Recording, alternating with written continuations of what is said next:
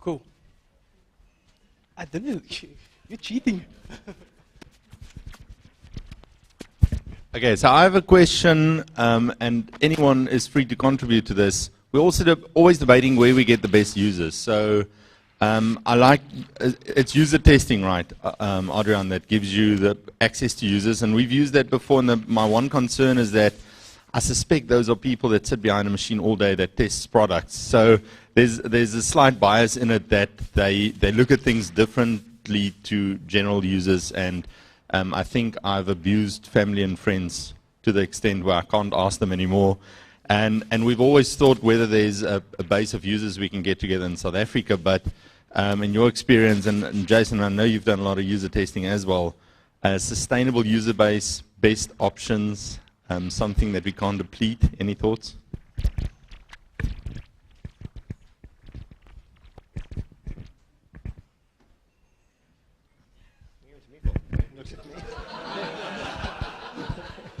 No.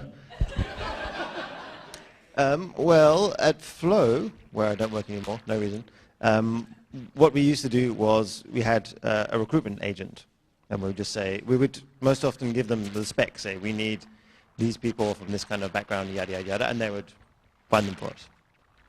That's what we did. And family and friends sometimes.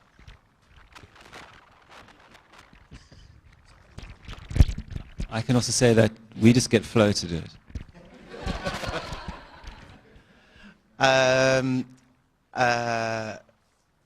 So similar stuff, family and friends. But mostly when I'm working on bigger projects, and often if they're corporate, we'll use the databases that they have. They also have prospect databases and things like that, which we can access if we need, like prospective customers as opposed to kind of current users and things like that. And then we just do profiling on the fly. So to kind of make sure that we have a representative sample across kind of like user type matrices. So it's kind of like pre-personas stuff. So you've got some kind of framework that can kind of say, well, tick these boxes and you sit in these categories, and then we'll kind of, when we analyze the data afterwards, we'll kind of cross-section it and kind of get richer user types out of that. I think as well, if you're working on bigger projects, you probably could put together panels of individuals that are kind of on call and available, that are again part of some kind of representative sample that you just recycle every now and again, because otherwise your user base starts to become too experienced. But that stuff, I mean, but I do think that there's a need for this in this country, definitely to start having these kind of mechanisms that can make this sort of stuff out. It's a gap which we could fill. It's a business opportunity. Just to add to that, using a recruitment company can be very expensive. And I think it's at least 500 Rand a user in most cases. So if you're sort of a big organization, one of the approaches we have used is to have a survey, for example, on our website, asking for feedback about the website. And then at the end, asking the question, if you would like to give us some more detailed feedback or get involved in the process, leave your name and email, and we'll come and help us with some testing. So that has been one way. And another way is also universities. The students will just do about anything for money, or a cash prize. So, I'll stop there. Kind of on the same thing, I work at a really small company, like core of 5 people, and like they said, user testing can be quite expensive. What kind of numbers, how much testing do you think is really necessary? I mean, I know you can't put like an actual number to it, like, oh, the best thing is 5 people, but like, what would be kind of the best minimum you would sort of say between 5 and 10, or that amount of people to test that it doesn't break the bank for us? I think, yeah, I mean, so Nielsen did some Jake Nielsen did some research into it, and one of the reasons why he was advocating guerrilla research was he was saying that when you test kind of somewhere between like 8 and 12 users, 80% of the major flaws kind of become apparent. So I kind of use that as some kind of rule of thumb for user testing. Even on like bigger projects, like just because it's a big project and it's got lots of budget doesn't necessarily mean that I'll kind of like do extensive user testing on like seriously, like if you actually do it and you kind of get to like the 15 mark or 20 mark, it's the same stuff is coming back again and again and again. And then that magic moment, which is what user testing is all about, which is a synthetic thing, not an analytical thing, where you kind of get the bigger picture of the problem. That when that penny drops, it happens around like kind of like between 10 and 12 users. That's been my experience. Yeah, I mean, exactly. Also on the, there's a minimum that Jacob Nielsen also recommends is 5. So what we've done in the past, which works really well, is say you've got 3 personas, you do 5 tests per persona. So you've got 3 personas, you've got 15 tests.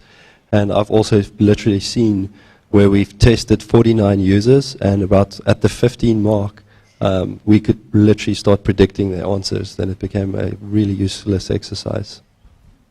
This whole thing about guerrilla testing is quite old now, but if you go onto Jacob Nielsen's alert box, he'll have an archive and like do a search on guerrilla testing, and you can find all those papers and all that research and stuff like that. Or see if you need to justify it to clients and things. There is actually some solid research behind it. Does it pay for testing? Because the opinion that we have at the place that I work is that actually paying for the testing affects the results, and hence the people decided not to do it anymore. Does that make sense? So I held the belief for a while that it would skew the results if you incentivize testing. But again, some research has come out around that, and it doesn't necessarily skew the results. And I'd need to dig it out, but I've got the research somewhere. Like there was a paper about it or something. So if you need that research, oh fuck. All right. Okay. and also and just to add on to that, there's also an article that they said it's okay to lie in this instance, where you say that you're doing the research, you're an independent company, you've got no affiliation with the actual company. Then they also tend to give you more objective feedback and honest feedback, because they don't think they're hurting your feelings or anything like that. Hi, my question is directed to Steve. You in the in the hierarchy that you spoke about, like HTML, CSS, and JavaScript, what about newer? I see it's becoming more prominent, like stacks like Angular and things like that. So basically, to that question, when can, like, I'm a developer, and I'm assuming at some stage we sort of want to, I don't want to say force users, but gently move them forward. So we focus, at the moment, my team, we're focusing on writing Angular-specific apps. So we can't cater for all the browsers, even though we try, but we've got a minimum cutoff point. I mean, we can't keep everyone happy. Is that, I mean, does that go completely against all user experience? Because obviously there's no experience now for people that are complete laggards. I'm just wondering what the opinion is on that. It depends. But if you're making that choice to go all Angular, and by the way, Angular rocks, you just have to deal with the fact that you're losing a big swath of people. Swathe. We talked about this yesterday, didn't we? I can't pronounce things properly. A big swathe of people. But some people, the problem is that not everyone has a choice about the browser they can use. Like we're talking about, you know, in a corporate environment, or maybe you've got an old phone and you can't afford to upgrade, or you don't want to upgrade. You like your BlackBerry, you sick person. And sorry, I withdraw my previous comment. So maybe it makes sense for you. Maybe you know that most or all of your users are on the higher end of the tech scale, so maybe it's okay. It still makes me feel slightly uncomfortable to say, yeah, JavaScript, assume it, no problem. But if it works for you, it works. Is it? No? Drop some P. No. I think analytics helps you a lot in that case. I mean, you can look at who your user base is, and you can see what devices they're using and what browsers and so on and so on and so on. Of course, if you're building this from scratch and you've got no users, then you've got a problem. But as things go along, if you get, oh, we're getting so many hits on this page from IE8, but there's no conversion because no one can use it, then you've got to rethink what you're doing. But you know, user base would determine what technology you use always, I think.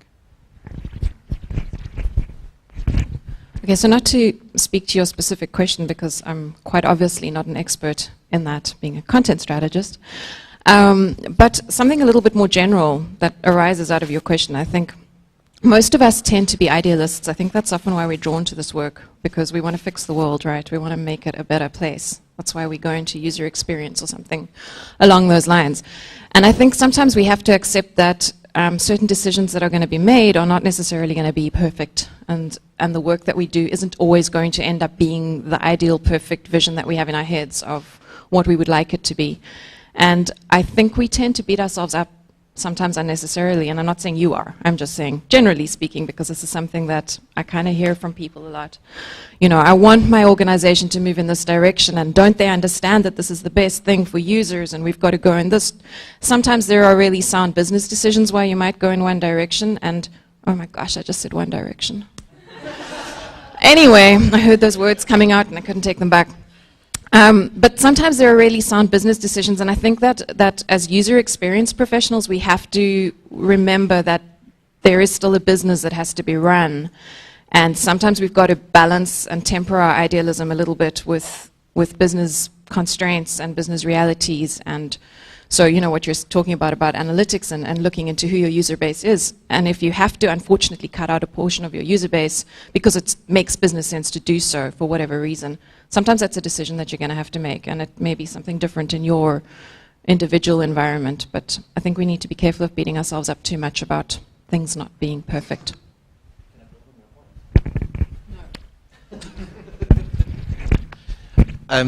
Yeah, so the first thing that occurred to me with your question is that it's a business issue, not a design issue.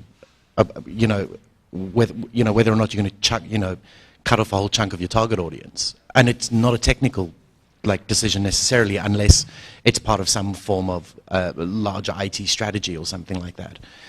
I think from a design perspective, it's common sense. Like, to cut off a whole bunch of your users, how would you feel?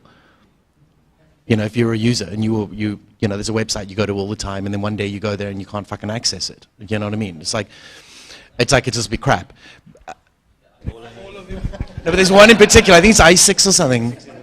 Yeah. So Amazon now has a tax that anybody who uses the website and buys a product and they're on that browser has to pay extra to pay for the development costs of continuing to be compatible on that browser. That's cool. Only one question at a time. Okay, so there's been a lot of talk about user testing, and someone who doesn't have really a proper UX process in their business or a proper testing process in their business yet, starting out with testing and with UX, should we be looking more towards A/B testing or more towards user testing, or generally automated testing versus user testing? And are there any recommendations you can make for actually just getting started, literally Monday morning? What's the first thing we should do? There's a nice book called Prototyping by a guy called Todd Ziki Wi-Fi.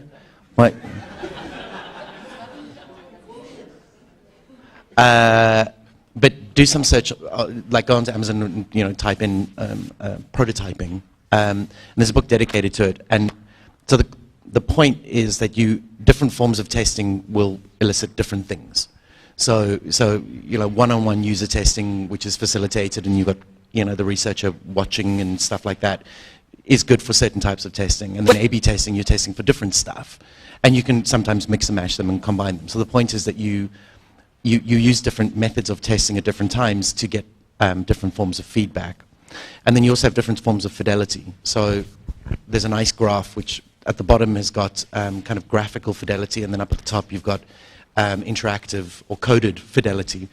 At the bottom corner you've got like a paper sketch, you know, like literally an interface on a piece of paper, and then you kind of move up and you get to like a wireframe, and all the way at the bottom you've got a finished PNG comp but with no interactivity, and then up at the top there you've got, you know, a raw bones HTML prototype, but no graphic design or anything.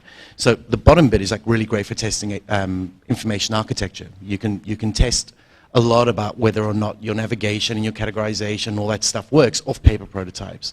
If you want to be testing your interaction design, you can do it, just up at the top there. If you want to test like more graphically oriented. So the point is that these kind of books will explain what you can do when in the process, et cetera, and you can get feedback on the different kinds of aspects of the design that you're trying to test.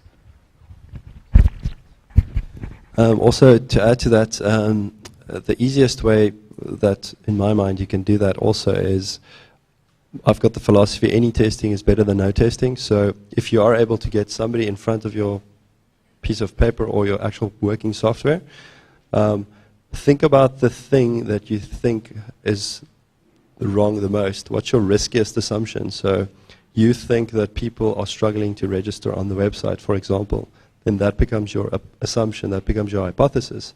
So then you simply just go put it in front of them, ask them to register and see what happens. And not to punt my blog, but I wrote an article on usability testing, why you owe it to your users, where I kind of go into some areas that you can use today.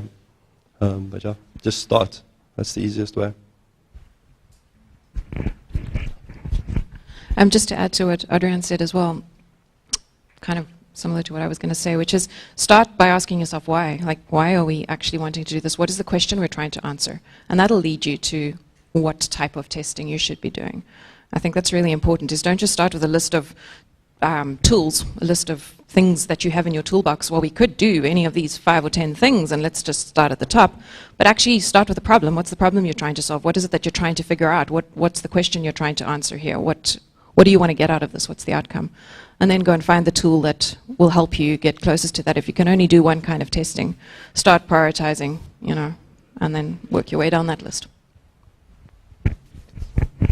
I found that user testing is the thing that is the most eyeball opening. Sitting in with someone, watching them use your thing, and then going, holy crap cakes, they don't get it at all, is really kind of shocking. And I think that's a good way to get started, because it's the most impactful. #brand engagement. This question's for Justin.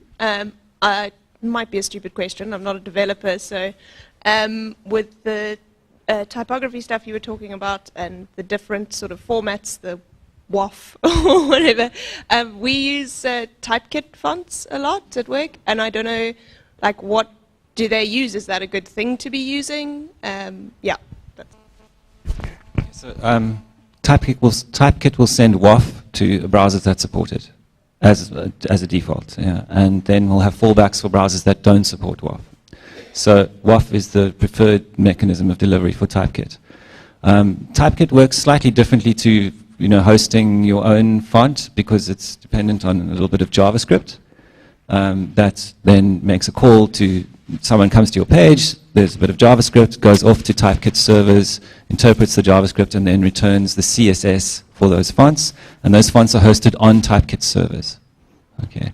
But they will deliver WAF to every browser except IE8 and below, and they will deliver EOT to IE8 and below. So you'll still get your custom font in IE8, but there can be issues in IE8. If you still need to support IE8, IE8 doesn't play nice with all character sets, so you can get missing glyphs and characters sometimes. But you can test those with fonts that you're planning to use. What's really good about Typekit and other hosted solutions for typography like FontDeck and typography.com and so on, there are lots of them, is that they optimize fonts for the screen. So they take fonts that have been around forever. Helvetica's been around since the 1950s, as an example, and they do what's called hinting. So they actually take every single character in that font file and they optimize it for the screen. So you get really good optimization. Because there's Windows and Microsoft, Windows and Apple OS, Linux, they all have different ways of rendering fonts. So you can have something that looks really great in OS, and it looks terrible in Windows because of different type rendering. So you need to be very careful about those. But yeah, sure, Typekit is great. Typekit's also owned by Adobe, which And Adobe are one of the biggest, designers of fonts that there are. So you've got a really good library there. So they're high quality. Hi there. So we've got a website that's got quite a standard nav bar across the top where you hover over a category and it drops down with a bunch of navigation options. My problem that I'm having is how to translate that into the mobile view. And how do you, because at the moment it does the same thing. You tap the hamburger menu icon, it lists all of the things, then you select one, it re-drops down and you select, it just feels so complex, and I just don't believe that people are actually going to do that on mobile. So I was wondering if any of you have any ideas on how to make a simple mobile nav. No. It's a very difficult question. Luke Wroblewski, is that correct? Wroblewski, sorry, or Luke W. On Twitter. Steve mentioned his book Mobile First in his talk. He's recently published some research into the hamburger icon. If you're not unfamiliar with that, on mobile, 3 lines, one underneath the other. That found that no one uses it. They don't know what it's for.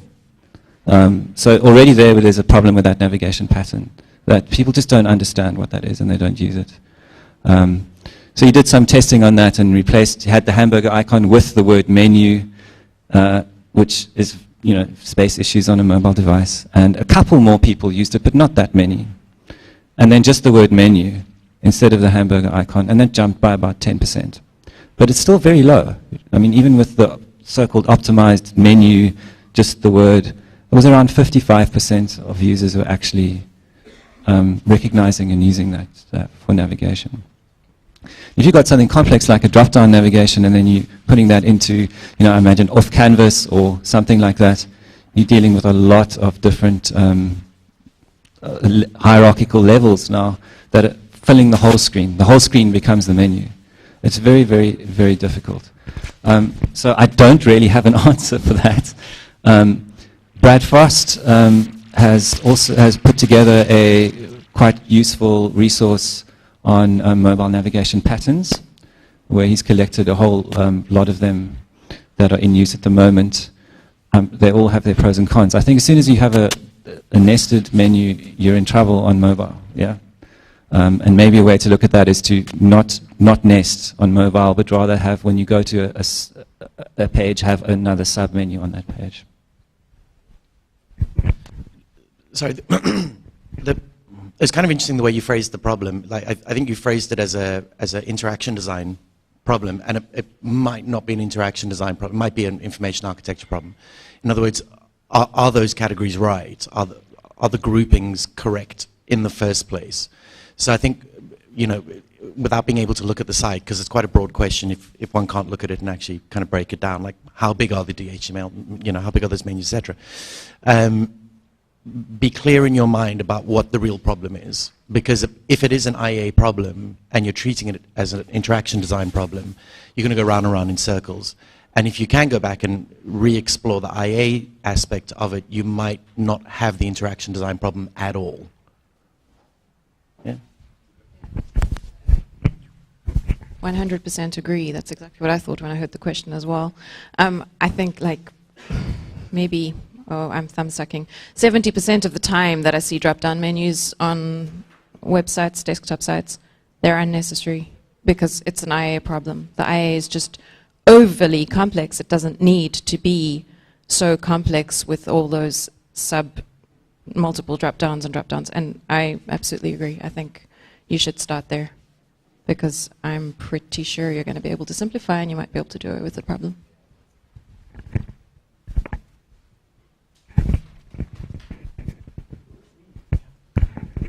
Hi. Hey. Okay, my question's kind of twofold. It's for squishy and typey. So it's like squishy type. So I'm in a mobile only environment, designing for, we've got support for sort of 10,000 devices, and obviously with everybody moving to Android and all that kind of stuff, and from J to me, crappy feature phones. Kind of the approach to both typography that needs to be legible, because if I'm having a conversation with you and you're on a feature phone, and I can potentially have a conversation for longer because the type's more legible and it's better designed, there's like consideration for something across platform like that. And then also everything's mobile, and then you've got dumber mobile and smarter mobile. So it's like, what's the design the design approach? Squishy goes first. So I would say do it mobile first, but mobilist first. Start with the crappiest one, and then see where you can start enhancing stuff. It's like, okay, well, cool. Well, we can assume we can use nicer fonts. Knock that in. Kind of just work your way out from there. Because that's also going to be your hardest problem. It's like, if I can't rely on the fact that it's even going to be readable, what do I do? You know, how do I make it more better? Yeah, so if you can use CSS, I don't know if you can. No. Okay, if you can use CSS, then one of the foundations of responsive design are media queries. And a lot of tests have been done on loading fonts, font files. And if you put a font file in a media query, it will only be loaded with those width requirements. So you can say, well, you can gauge widths, and you don't have that download payoff at certain levels. But that's 10,000 devices. What is that breakpoint? That's extremely difficult to deal with. So I think in those cases you have to go with. You have to go. So we actually did a lot of that in Lean Startup because that's where it comes from. The thing about Lean Startup, you need to know what you're signing yourself up for. So there is a lot of risk that you're opening yourself up for. There's even examples where companies rebranded themselves afterwards, because that's the whole point of Lean Startup. You're there to learn. The other risk that you can have is, so you are going to tick off your users, but the thing is you're trying to find your early adopters. So if there's a feature that they really love and they need, and all of a sudden, you don't have it, they're probably going to contact you and ask you, like, where's this feature? I want it, I need it. The other risk that you need to be mindful of is it's not just a case of sitting the button there, because people are going to be curious, they're going to click. It's not that behavior doesn't mean they actually are interested in it. There are other mechanisms that you can use on the following screens to get them deeper and deeper and deeper into your process. But yeah, that's a bit more Lean Startup stuff.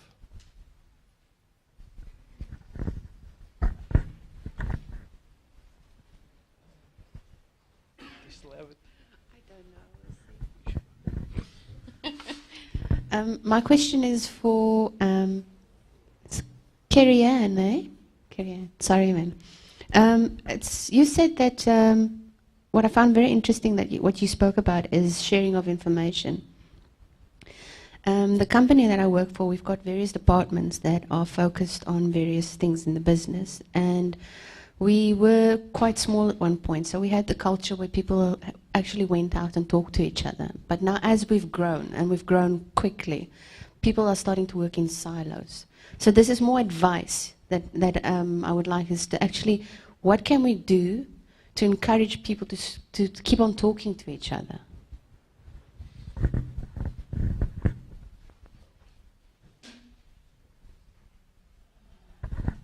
Okay, so it's obviously quite tricky to answer that in any real kind of detail without knowing much more about your organization and what you do and that sort of thing.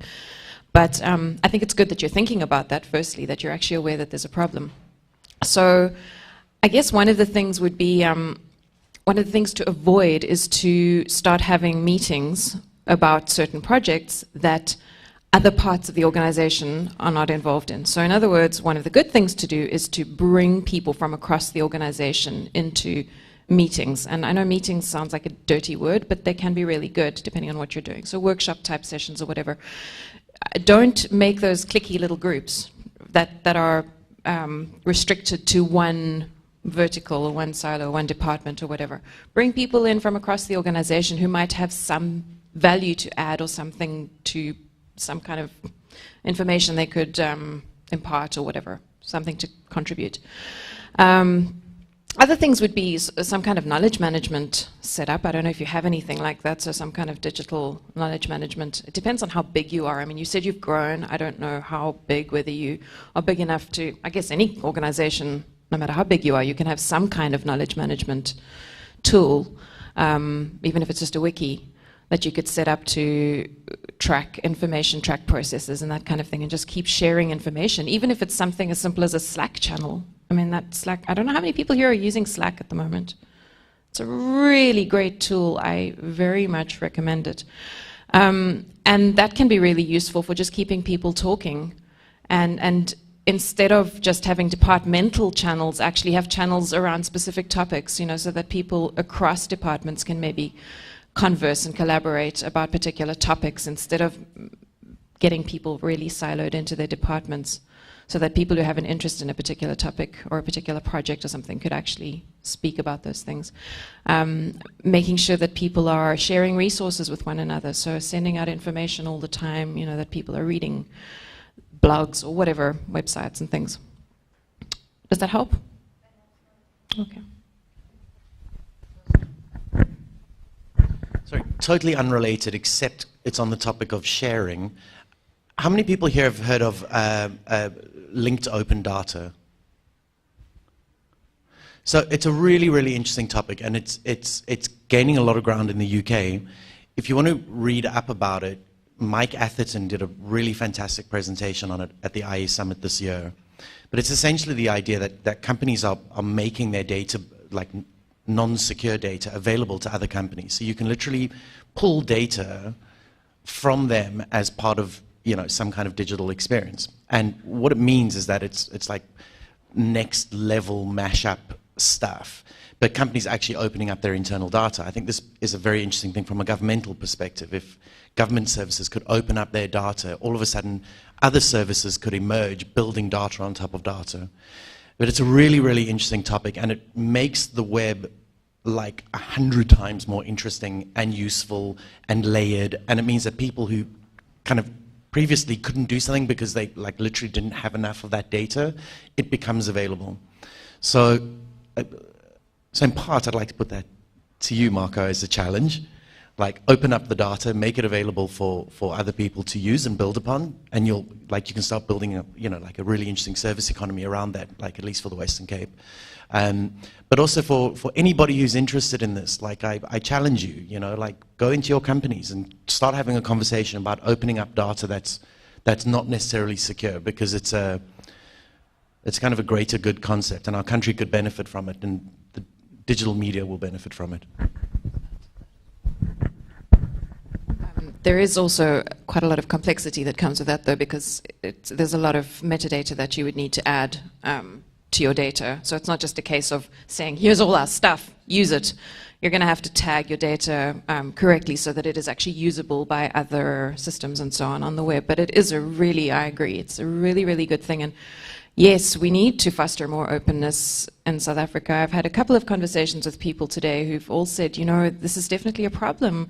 We have a culture of keeping our information because we think we're safer that way, and it's more competitive, you know, if we keep all our stuff. But it really isn't. It's not helping anyone to hold on to everything so very tightly. It helps when we share, because we can build on one another's work. So, yep, great idea. Hi, Justin, I'm sorry you're being peppered by so many questions, but this is another one for you.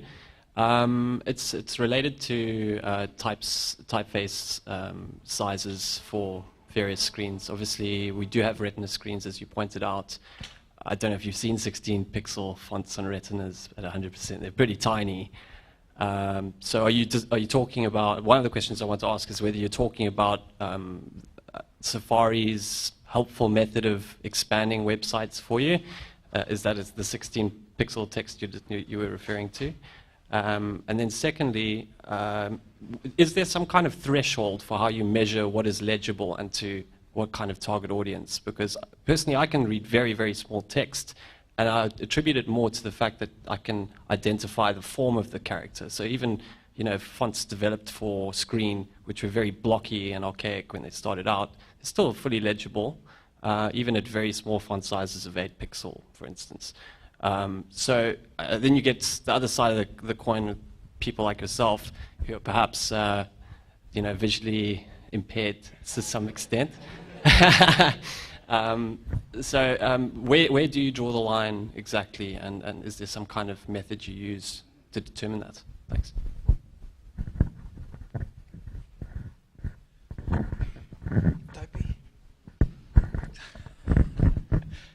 Okay, so let me start with the 16 pixels. That is a default font size in all browsers. Doesn't matter which one it is. And it's been like that since the 1990s. It hasn't changed. If you put some HTML text in a browser with no CSS applied by yourself, the font will be serif and 16 pixels. What Mobile Safari does is it does something called font size adjust, and it scales font based on a number of criteria. So are you in landscape or portrait mode, and it will readjust. You can alter all of those properties in CSS. Retina screens, yes, 16 pixels is fantastic on, well, mostly readable on most screens, but when you get onto a Retina screen, it does become a little bit small. But again, CSS helps us out with that because we have a media query that will test for dots per inch, and with that you can test for whether it's a Retina screen or not, and you can make adjustments accordingly. Sorry, there were quite a few questions.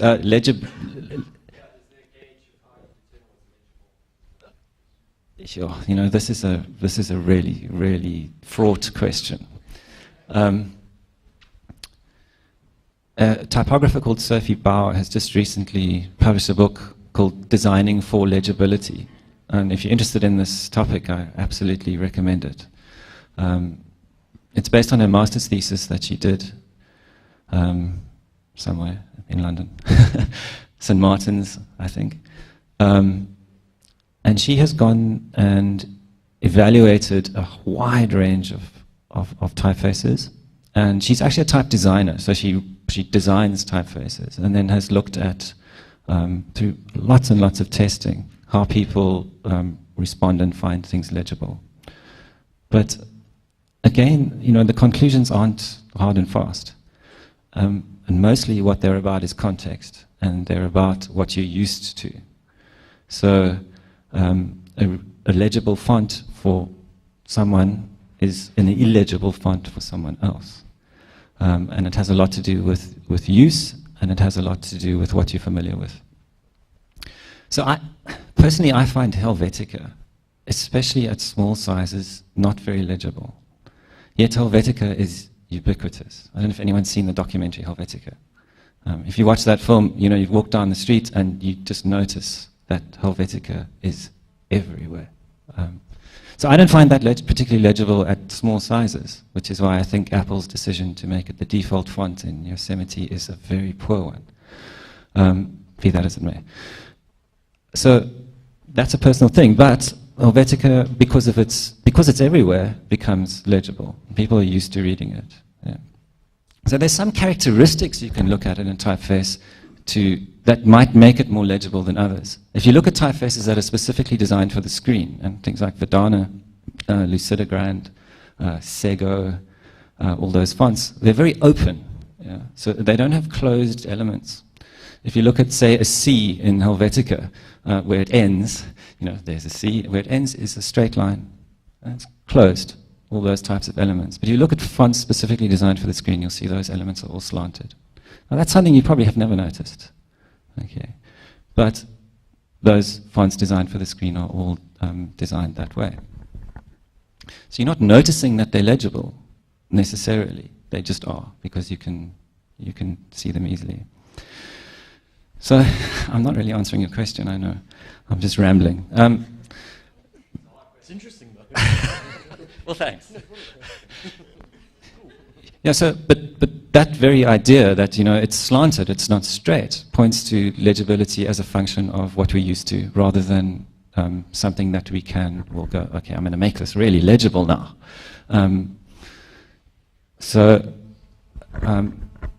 The other question was size, yeah? Is there a baseline? Should you stop?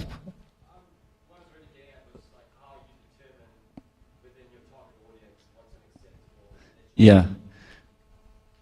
If you're doing it for me, it's big. I always say, when I say, let's push up our type size, and someone goes, that's too big, I can easily read it smaller. And then I'll say, well, that's because you're not 40. But you will be.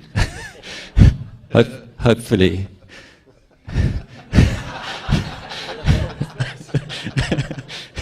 You won't be if you keep using those small typefaces. What was yours? Phablet? Mine is 12 pixels. So there's no reason for me not to do that. It's not making someone who's 23 years old and has perfect eyesight still, it's not hindering the legibility for them. Yeah. Because 16 pixels is not enormous. Yeah, I mean, did everyone, not everyone, Jeffrey Zeldman, Web Standards, Guru, etc., founder of a list apart and a book apart and an event apart, redesigned Zeldman.com, which has been around since the mid-90s. And he made his body text around 22 pixels, which is big. That's really big. That's like a headline title standard. And when asked about it, he said, I'm 58 years old. I'd like to be able to read my own website. So that's an extreme. But if you go to Zeldman.com and you read it and it's got that massive type, it took a little while to get used to, because we're so used to 12 or 13 that now, you don't even notice it. It's just there. But it's always going to be readable. I wouldn't go that high, personally. But I think if you're looking at legibility, size is important, but it's not the only thing. Yeah. You want to look at letter shapes. You want to look at spacing between lines. You want to look at enabling things like kerning and ligatures, which make things readable.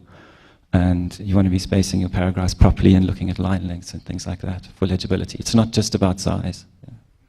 Sorry, that was really long. I hope I answered a bit. Yes, the space around the text. That's, yeah. If you go to the Mail and Guardian website, sorry, it's a bugbear of mine because I really like their journalism. But today, I went there in Chrome, and I never use Chrome unless I'm doing dev, I use Firefox. And I don't have an ad blocker on Chrome. And I went there, and the whole background is an enormous advert that I've never seen because I have an ad block on Firefox, and it was very jarring. There's no white space at all, and that makes it doubly difficult to read. So the space around the text is important as the text itself. Yeah. Because of time, we're going to be taking one last question from the guy at the back. Sorry.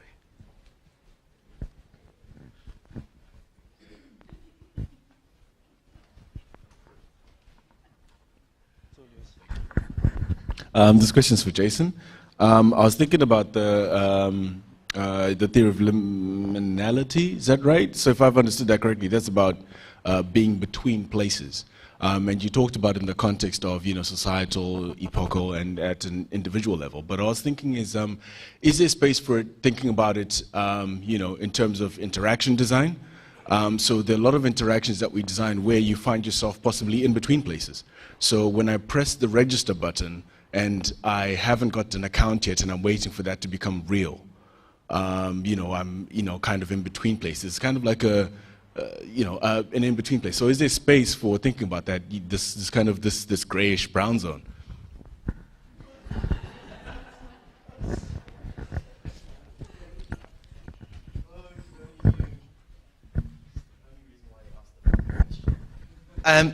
Okay, so just to be clear about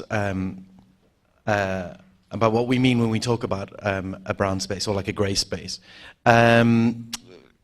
Okay, so it was just an idea I had. It's not like this whole liminality thing. It's not like a big thing. I think it's interesting, and I think we do have it more and more in the world. But it's not like a theory or anything that I've developed. It was just an angle on stuff. To that point, because I do a lot of academic research, but I'm not going to write a paper on liminality. I just thought it was an interesting vehicle to unpack this issue of digital first and stuff, which up until now to me has been discussed in kind of a boring way, and I thought an anthropological approach would be kind of quite fresh and an interesting way to look at it. So to that end, totally, you know, as a way of thinking about things. Push it as far as you want. You know, if it's useful, you know, as a way to kind of deconstruct your thinking around interaction design, then go for it. I think what is interesting about it is that there is a paradox in the discussion of liminality, which is that when you're in it, it is awkward and it feels weird and you want to get the hell out of it. But at the same time, it's also a really creative space where interesting stuff happens. So, you know, that's kind of interesting conceptually for me. But it was just an idea, but take it as far as you want. Oh, so we wanted to say something. That's it. So I started the SAUX forum like in 2007 or 6 or something like that. And there has still not been a UX conference. And I've been trying to push community stuff in Joburg, and I met Phil and encouraged Phil to kind of like work with the platform and do local meetups in Cape Town. But nobody's really done like a conference. And I really, really want to congratulate the guys, and I think we all do, and just take a moment to acknowledge that this has been a freaking awesome event, and well done, and thank you.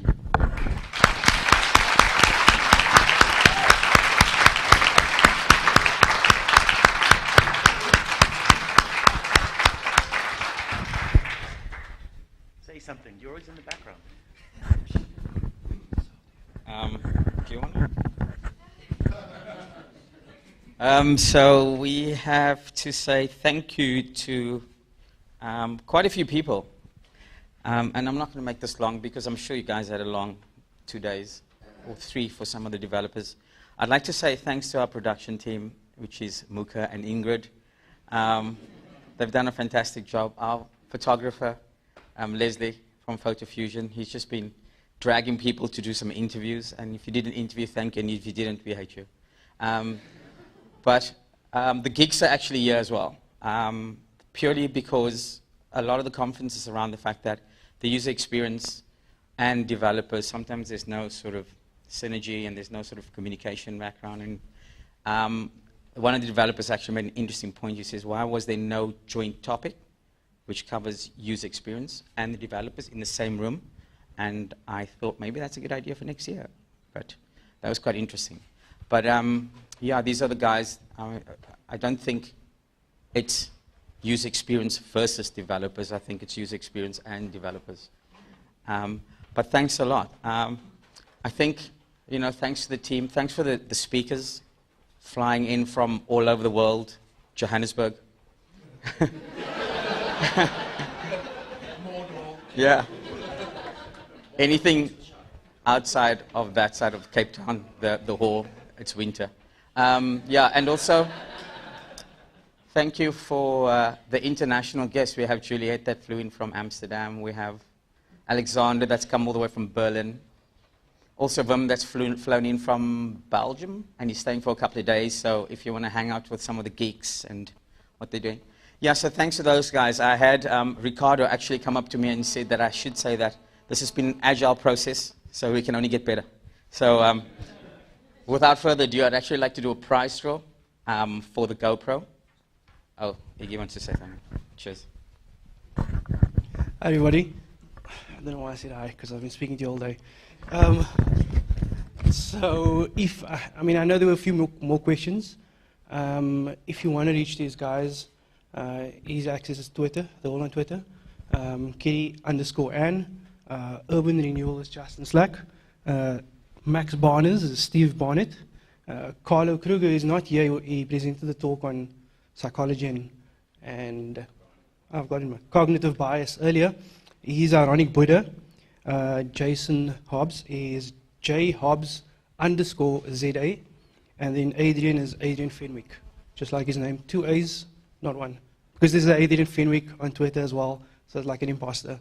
So yeah, he doesn't want to unite man and machine in bed and all that. So yeah. So yeah, from my side, I just want to say thank you to everybody, to the speakers, to Theo, to the team. I think it's been an awesome, awesome event. I think one of the key things that we wanted to do is just to communicate the content and the message that these speakers have and the speakers of yesterday to everybody else. just like Theo opened yesterday, one of our key focuses is community engagement.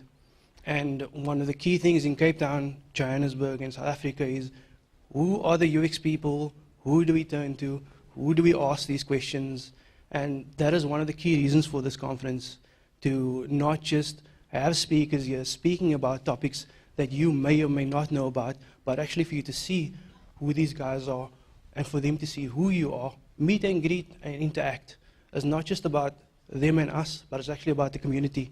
So that is the key thing for us, trying to unite and strengthen not just the UX community, but also the PHP community. So, all that nonsense. So, without further ado, let's do this. Oh, just for full clarity and all that legal stuff. The names in here, whoever has added their names for the UX side of things and the PHP side of things. I feel somewhat nervous doing this.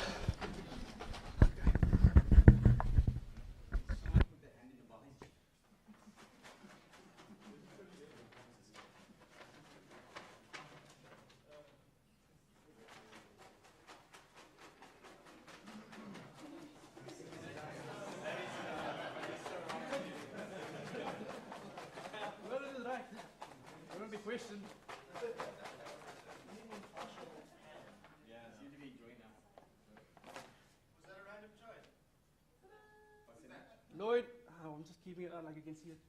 Lloyd Africa. Next one. Next. Sure. Let's see if he's outside or something. Like, If he's not in here, he doesn't deserve it. You gotta be fair about this.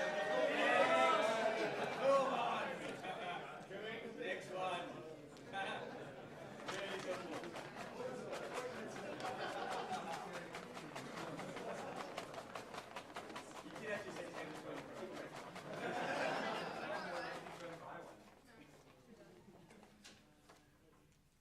Natalie Saunders.